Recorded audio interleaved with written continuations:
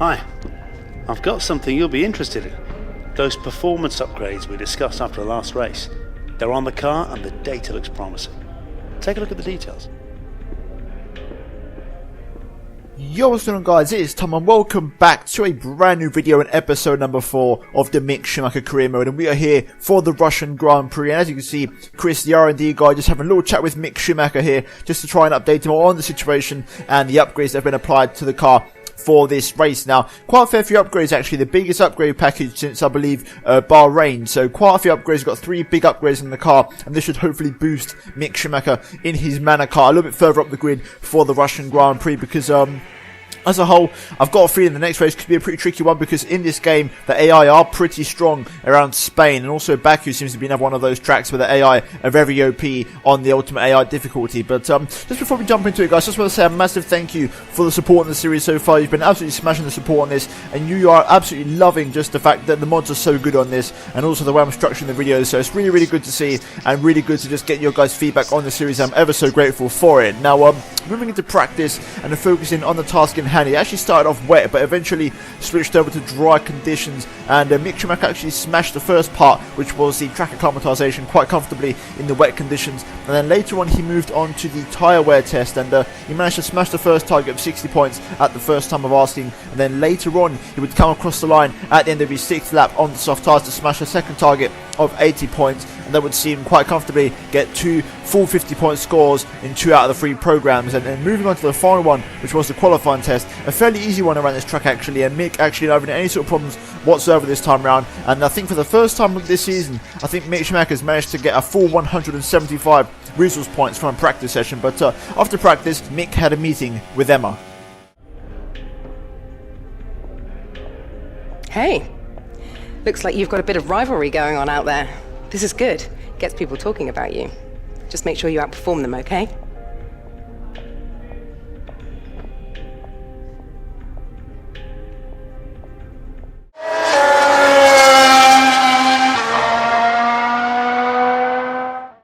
So qualifying was underway at a very, very sunny Russian Grand Prix, and a complete contrast to how practice started off this time, with nice sunny conditions here to kick things off. And moving into Q1 straight off the bat on the super soft tyre, this should be a fairly standard affair with the upgrades in the car. The Manor is no longer the slowest car on the grid. I believe it's the 4th from slowest car, so it's got 3 more cars that are slower than the Manor. And as you can see, Mick getting quite comfortably through there in P12, and for the first time this season, you can't see on screen, but Pascal Wehrlein actually managed to get through as well into Q2, so just a sign of the progress that the Manor has made in this race. Now we're going to ride on board for this entire lap of Q2, because unfortunately Mick did get knocked out, but I want to show you guys a full lap of the Sochi Autodrome circuit here. So here we go, going through turn 1, absolutely flat out. You don't really class that as a corner, with the DRS wide open, and preparing yourself for the break point of turn 2, just ever so slightly missing the apex there, which runs him a little bit wide through the kick of turn 3. As we go through turn 4 now, trying to carry as much speed as possible here. In a better car you can maybe keep it flat, but unfortunately Mick has to take a little bit of a lift out the throttle, and then going through 5, trying to carry as much speed as possible through here,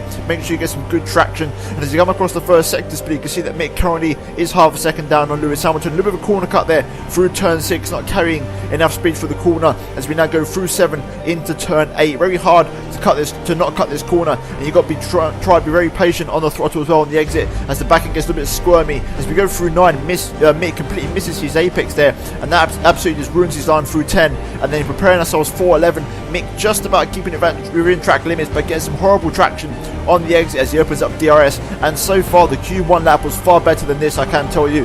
And this is going to be the 1-0 lap in Q2, so he's got to pull something out of the bag in this final sector, but unfortunately he's 1.2 off the pace, 1.3 I can't see on my little screen. As we go under the bridge here for the final sector now, through this left hander, very hard to pick up the power through here. And now we've got 4 more corners left to go. First of all, flicking into this off camber 90-degree left hander that feeds into a 90-degree right hander, and we've now got 2 more corners to go here, which is the penultimate and the final corner, dropping it down to 3rd gear. Just make sure you kiss the apex there, pick up some traction, and now through the final corner. And unfortunately the lap is not particularly great, and it's only good enough for P15 for the German, just in front of his teammate Pascal Wehrlein, crucially. So a pretty disappointing lap time. I believe the Q1 lap was actually faster than that one, so I think Mick will be pretty disappointed with that one. But either way, we're going to now jump into the race for the Russian Grand Prix, and fingers crossed Mick Schumacher can overturn what was a very poor qualifying result and try and get at least into the points. So without further ado, let's go into the race.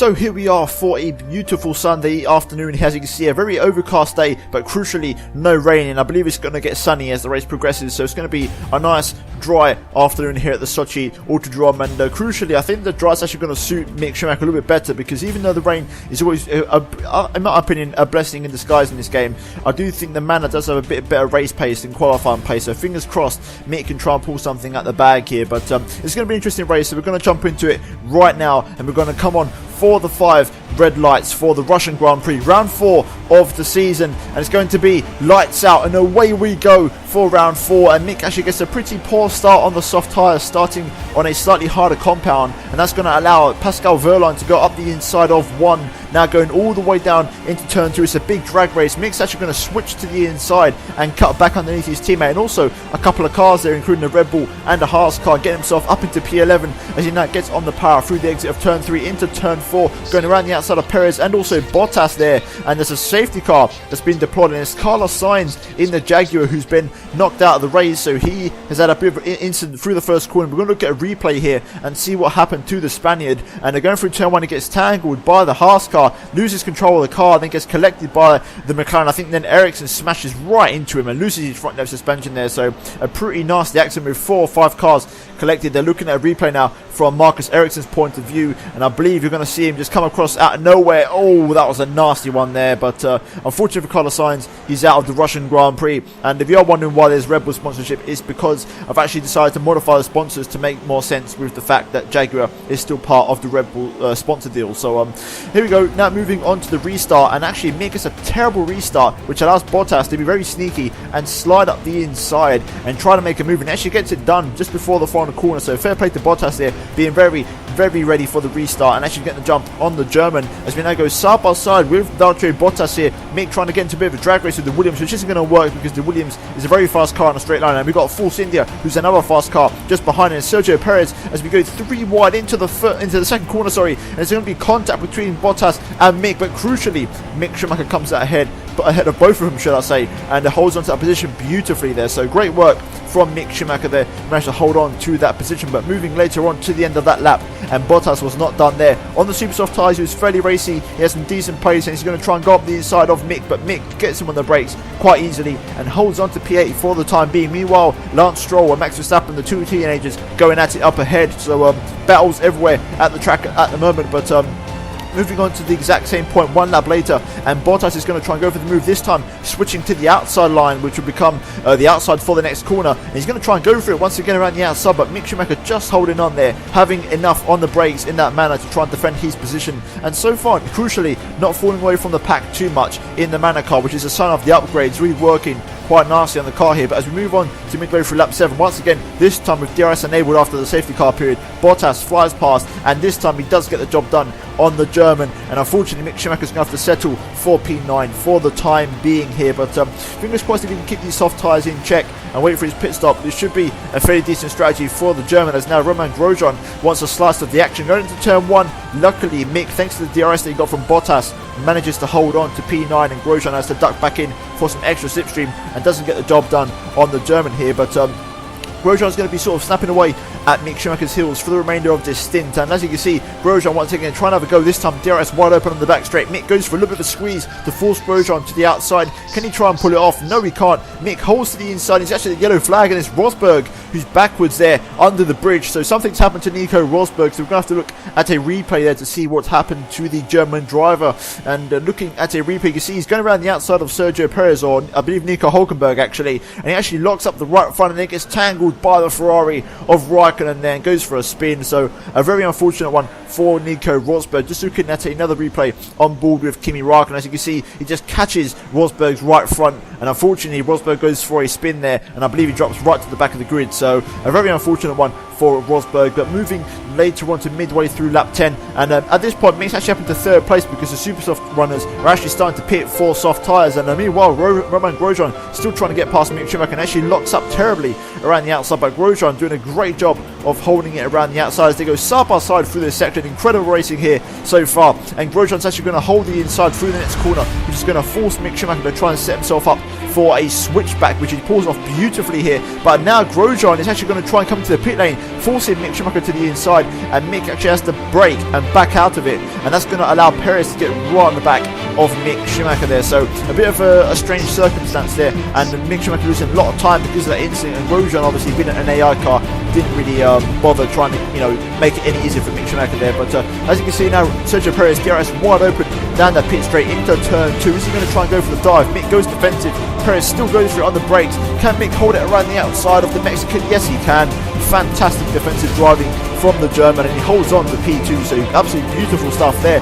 And as we move on to lap 12, we've got another safety car, the second safety car of the race. Very rare that you see two safety cars in a single race on F1 2016, but we're going to look at a replay, and it's Esteban Gutierrez who suffers a terrible left rear puncture, and eventually this puncture will actually be a pretty bad downfall because it actually damaged his car quite severely, and he actually was going so slow to the point where it triggered a safety car. Obviously there, as you can see, he went for a spin, which didn't help matters, and that basically called out the safety car. And for the second time in this race, we've got the safety car, and Mick Schumacher actually going to capitalise on this, and he's actually going to come in for a set of super soft tyres. Now this is going to be a bit of a stretch, so Mick is going to need that the safety car stays out enough laps for him to pull this off. But crucially, this is brilliant strategy from the youngster, and if he can make this work, he's going to be guaranteed pretty much some decent points this race. It's just a question of where is he going to feed out, and it's going to be pretty tight. There's a little train of cars coming along the pit straight right now. You can see on the right hand side, that which now becomes the left hand side, and let's see where Mick feeds out. This could be either 4th place or it could be 10th place. We have to wait and see. We've got Van Dorn getting past there, also Jolyon Palmer in the mirrors. It's going to be a drag race, but crucially Mick just holds on to P5 on a super soft tyre, so that is brilliant strategy. And as you can see in the mini map, there's a massive train of cars, so crucially the pit stop couldn't have been any better for the Manor driver, and eventually Van Dorn actually came in the very next lap, which promoted Mick up into P4. So right now he's in 4th place on super softs, with both of the Red Bulls on mediums and Hamilton on soft tyres. This could be a very tasty final stint as we get green once again after the safety car restart. And Jolyon Palmer trying to go for a move, exact same move as Valtteri Bottas, but this time Mick holds it around the outside just about, and Palmer has to yield and hold on to P5, but that's going to compromise Mick's restart quite severely. However, moving on to lap 17 now, and both of the Red Bulls started battling, which actually allowed Mick Schumacher to stay onto the back of these guys, and with the super soft tyres and rich mix in full effect here, Mick's going to try and go 3 wide with both of the Red Bulls down the pit straight as we approach the second corner here. Can he try and go up the inside of the pair of them? Yes, he does, and the move of the race right there, a double overtake on 2 Red Bulls. Absolutely incredible stuff as Mick Schumacher promotes himself up into 2nd place for possible 18 points. Now, moving up to lap 21, he loses the back end just about, keeping it out of the wall, which was really crucial, and those were the first signs that the super soft tyres were starting to fade a little bit. And moving on to lap 24, if you look in the top left hand corner, Vettel was actually making moves now on the soft tyres, and with him he was dragging both of the Red Bulls along. And at this point on lap 26, they were literally 1 second behind Mick Schumacher. So this was pretty much setting up for an exciting final lap here at Sochi, with Vettel and the Red Bulls just a second outside of DRS detection here. So this is going to be quite an interesting final stint. However, we do have a yellow flag behind, and it's actually Vettel who's gone out of the race with a lap to go, and Sebastian Vettel's out of the Russian Grand Prix here, and I believe he's going to hold up the Red Bulls on the mini-map, just looking in the bottom left hand corner, which I think might just give Mick Schumacher the breathing space that he needs. But looking at a replay here, you can see how close the 3 of them were to Mick Schumacher, and they were actually battling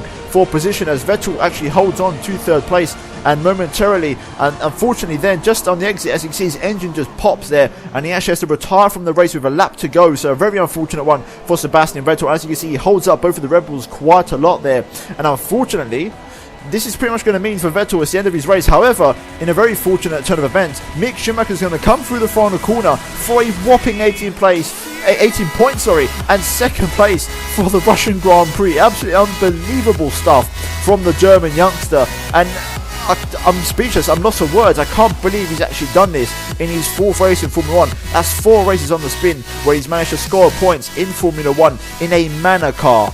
Let's not forget, in a Manor car. And look at this, on the podium with Lewis Hamilton and Daniel Ricciardo. Absolutely incredible scenes here at Sochi. And if you guys, if that doesn't deserve a like, then I don't know what does. But absolutely incredible scenes here as Mick Schumacher picks up a podium for Manor in the 4th race of the season there, and the champagne spray is in full effect here, and what a result that is for Manor and for Mick Schumacher. And surely by now some big teams you've got to be sniffing around for a possible contract. But just now we're actually going to have a little bit of a chat with Emma.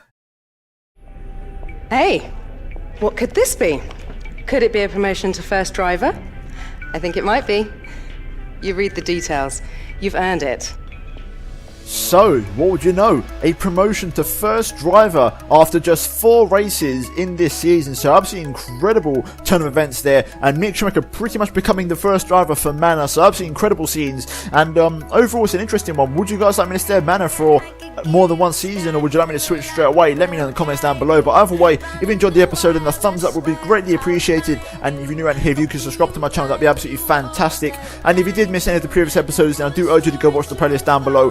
It's been an absolutely incredible season so far. I do urge you to go watch those, and also go check out the other video on screen right now, which I also recommend you go watch. You'll either be Strat to Glory or my second season of Crew Mode. And speaking of that, there will be another episode at some point this week, and also there will be a Mick Schumacher Crew Mode on Sunday. I do apologise for the late upload on this one, but nevertheless, hope you guys did enjoy the video. Thanks for watching, and I'll see you in my next one very soon. Goodbye.